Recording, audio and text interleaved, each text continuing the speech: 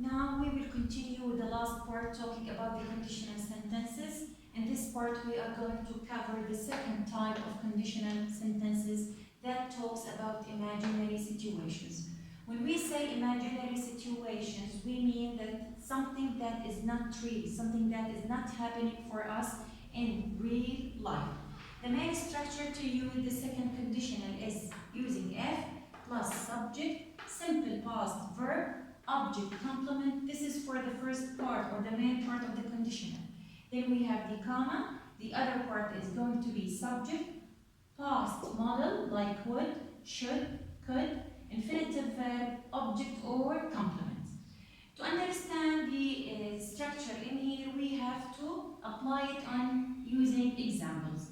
If she had more money, she would travel around the world. As you can see in here, we started using the F conditional. She is the subject, had is the simple past verb of have.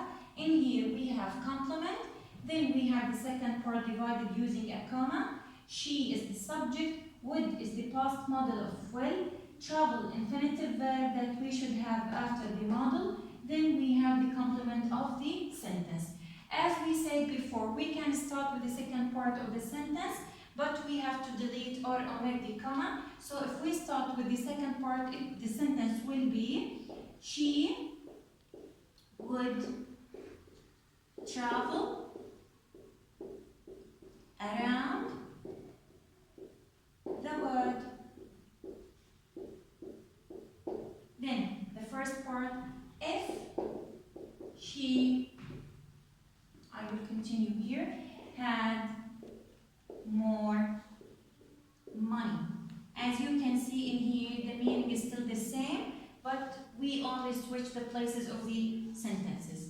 We have to pay attention when we use the second type of the conditional or the imaginary situation. In the second type of conditional, sometimes we use where with singular subjects like he, she, it. We know that with he, she, it, we use was. But we have exceptional case in here in the second conditional sentences that sometimes we use where instead of was. Like, if he were rich, he would buy a castle.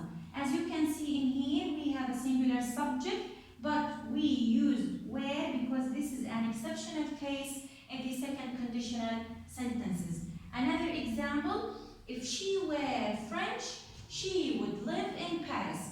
We have in here a singular subject,